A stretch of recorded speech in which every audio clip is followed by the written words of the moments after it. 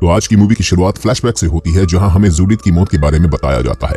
दरअसल जूडिथ अपने दोस्तों के साथ वापस घर नहीं गई थी, बल्कि उसे इसी आइलैंड पर रहने वाले ऑर्सन और ब्रेंडा ने उसे किडनैप कर लिया था। जूडिथ ने ऑर्सन और ब्रेंडा के सामने घुटने भी टेक दिए हैं, लेकिन ब्रेंडा उसकी एक बात नहीं सुनती, बल्कि वो तो जूडिथ की सर पर मेटल गन रखकर चला देती है, जिससे ब्रेंडा के सर में छेद हो जाता है और वो मर जाती है और उसे नीचे केव में फेंक दिया जाता है, ठीक वैसे जैसे एल्डो को मारा गया था।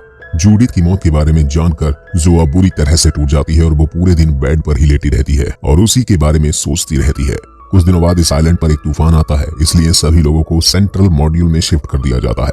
लेकिन चार्ली इस आइलैंड पर तूफान में फंस जाता है। तभी एक पोल पर बिजली आकर गिरती है। बिजली की वजह से चार्ली को झटका लगता है और वो बहुत दूर जाकर गिरता है, जिससे चार्ली की पसलियां फ्रैक्चर हो जाती हैं।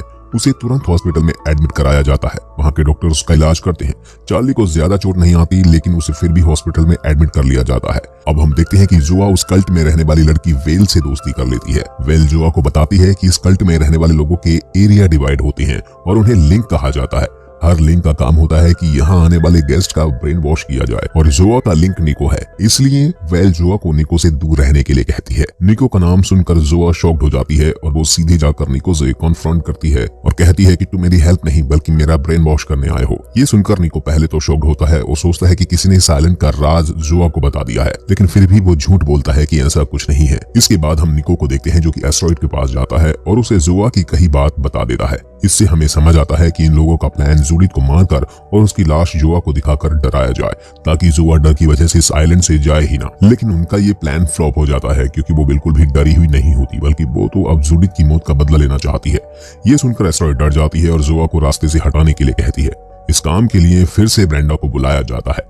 हम देखते हैं कि ब्रेंडा अब जैसे ही जोआ के सर पर मेटल डिवाइस रखकर उसे मारने वाली होती है, तभी जोआ उससे माफी मांगकर इस आइलैंड से बाहर ना जाने का वादा करती है। इस बात से एस्टेरॉइड खुश हो जाती है और जोआ को माफी दे देती है। वहां से बचकर जोआ सबसे पहले निको के पास जाती है और उसे कहती है कि तुमने ही एस्टेरॉइड को सब सच बताया है। वो इस बार भी झूठ बोलता है कि उसने ऐसा कुछ नहीं किया। रात को सब सो जाते हैं, लेकिन जोआ अपने हाथ में स्क्रू ड्राइवर लेकर निको को मारने वाली होती है। लेकिन तभी क्लॉड्रिया पीछे से आकर जोआ को रोक लेती है और उसे रूम से बाहर ले जाती है। दूसरी तरफ हम चार्ली को देखते हैं। उससे मिलने एक नर्स आती है जिसका नाम मैका होता है। वो चार्ली की हेड इंस्पेक्टर होती है। चार्ली की सबसे बहुत अच्छी दोस्ती हो जाती है। मेका उसको अपने अपार्टमेंट पर इनवाइट करती है। चार्ली उस इनविटेशन को एक्सेप्ट कर लेता है और उसके रूम पर चला जाता है, जहां वो दोनों मेक आउट करते हैं।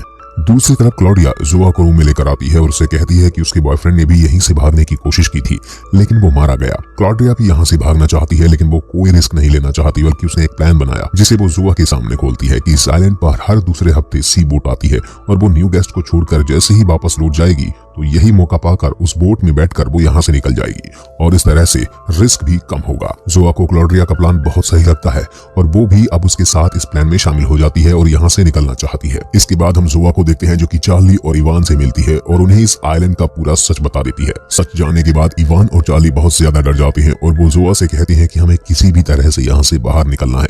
उन्हें डरा हुआ देखकर जोआ क्लॉड्रिया का बनाया हुआ प्लान भी बता देती है कि हम यहाँ से बाहर कैसे जा सकते हैं। अब हम एस्टेरॉइड और उसका हस्बैंड साथ में देखते हैं, जो कि अपनी एनिवर्सरी सेलिब्रेट करने के लिए सभी लोगों के सामने आती है। यहाँ पर एस्टेरॉइड का हस्बैंड सभी लोगों को बता रहा होता है कि वो कितना ज्यादा एस्टेरॉइड से प्यार करता है। काफी अच्छा मोमेंट चल रहा होता है, लेकिन तभी हम देखते हैं कि कोई हैकर उसके सिस्टम को हैक कर लेता है और वो पार्टी के दौरान ही एस्टेरॉइड को मारने की धमकी भी दे देता है। इसी कारण यहाँ पार्टी स्पॉइल हो जाती है। एस्टेरॉइड काफी डर जाती है और इस पार्टी को कैंसिल कर दिया जाता है। इसके तुरंत बाद ही वो अपने एक हायर ऑफिसर को अपने पास बुलाती है और उनसे ये निकलवाने की कोशिश करती है कि ये काम किसने किया। इसके बारे में एस्टेरॉइड मैका से पूछती है कि ये काम किसने किया है, तो मैका उसे बताती है कि ये कोई हैकर आम इंसान नहीं है, ये काफी बड़ा हैकर है और इसके बारे में हमें पता लगाने में कुछ समय लगेगा। इसके बाद एस्टेरॉइड कमेटी के लोगों से पूछती है कि आप लोगों को किसी पर शक है। सभी लोग जोआ का नाम सजेस्ट करते हैं, क्योंकि यहाँ पर सिर्फ एक वही पर्सन थी जिसने अपना सर उठाने की हिम्मत की थी। लेकिन साथ ही क्लॉड्रिया का नाम सजेस्ट किया जाता है, क्योंकि सबको लगता है कि उसने अपने बॉयफ्रेंड की मौत का बदला लेने के लिए ये सब किया होगा। एस्टेरॉइड जोआ को छोड़कर अब क्लॉड्रिया को सजा देने का फैसला करती है और अपने हायर ऑफिसर को बोलकर क्लॉड्रिया को वहां से बाहर लेकर जाती है। क्लॉड्रिया को ऑफिसर्स के साथ जाता हुआ देख जोआ अब समझ जाती है और वो क्लॉड्रिया को बचाने की कोशिश करती है, लेकिन इस बार वो अपना मुंह सिर्फ इसलिए बंद रखती है क्योंकि क्लॉड्रिया के साथ उसे भी मार दिया जाएगा। अब हम देखते हैं कि क्लॉड्रिया को भी एक ऐसी जगह पर ले जाया जाता है जहां पर कोई नहीं होता और ब्रेंडा उसके सर पर मेटल डिवाइस रखकर उसके स्कल में छेद कर देती है और इसी तरह से वो भी मारी जाती है। अब शहर में इतने लोग लापता हो चुके हैं, तभी हमें पता चलता है कि इवान, जिसके फादर पुलिस ऑफिसर हैं, और वो अपने बेटे को ढूंढ रहे होते हैं जो कि काफी दिनों से लापता होता है। और उसके साथ ही इवान के फादर को इवान के फोन से तरह तरह के मैसेजेस आ रहे होते हैं, जिसे देखकर वो एक प्राइवेट इन्वेस्टिगेटर हायर करते हैं ताकि वो इसके बारे में पता कर सके। प्राइवेट इन्वेस्टिगेटर्स के बारे में इन्वेस्टिगेट कर रही होती है तो उसे काफी सारे लोगों के लापता होने की लिस्ट मिलती है, जिसमें जोआ का नाम भी शामिल होता है।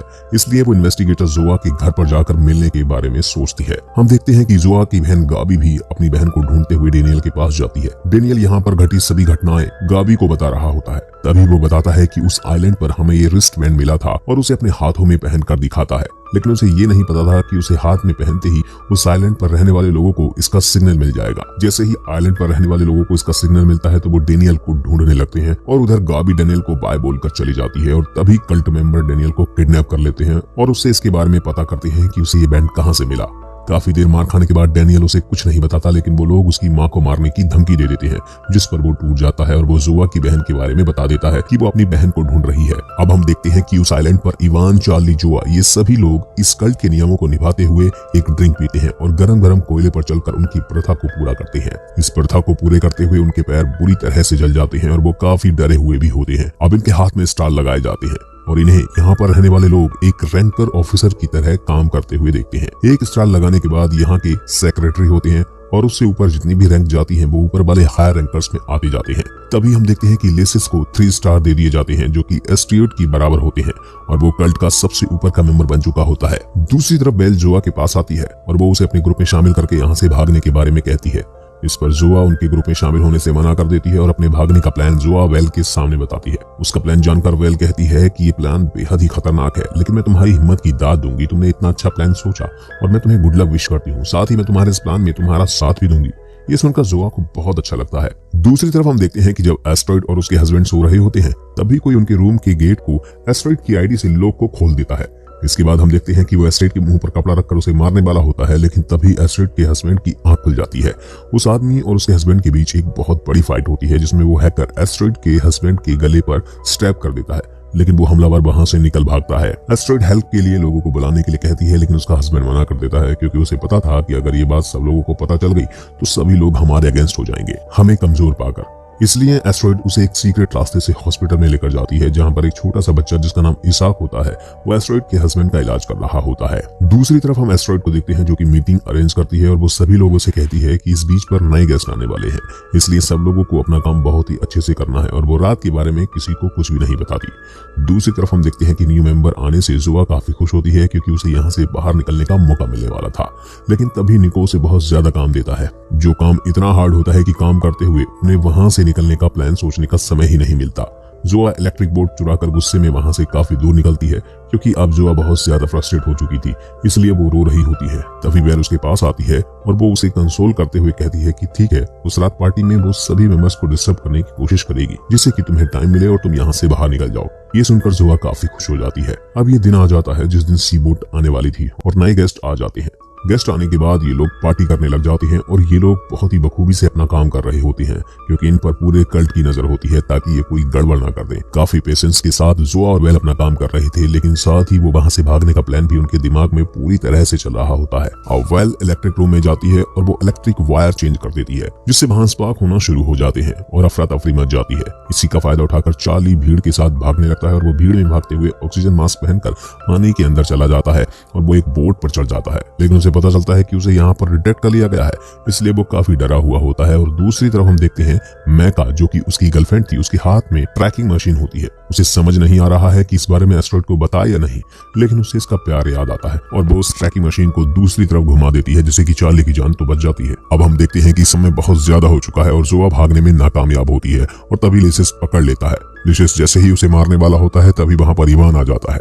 इवान लेसिस को बहुत बुरी तरह से मारता है और इन दोनों के बीच काफी देर फाइट होने के बाद इवान लेसिस के फेस को उस पानी के अंदर डाल देता है और तभी हम देखते हैं कि मौका पाकर जोआ पानी के अंदर अब तैरने लगती है, लेकिन उसकी नजर उस बोट पर पड़ती है जहां पर वो अपनी बहन गावी को देखती है। अपनी बहन को देखते ही उसे समझ नहीं आ रहा होता है कि उसे क्या करना है। अब वो भागने का प्लान कैंसिल करती है और उस पानी में उस जगह पर खड़े होकर सिर्फ अपनी बहन को देख रही होती है क्योंकि इन्होंने अब उसकी बहन को मोहरा बनाया हुआ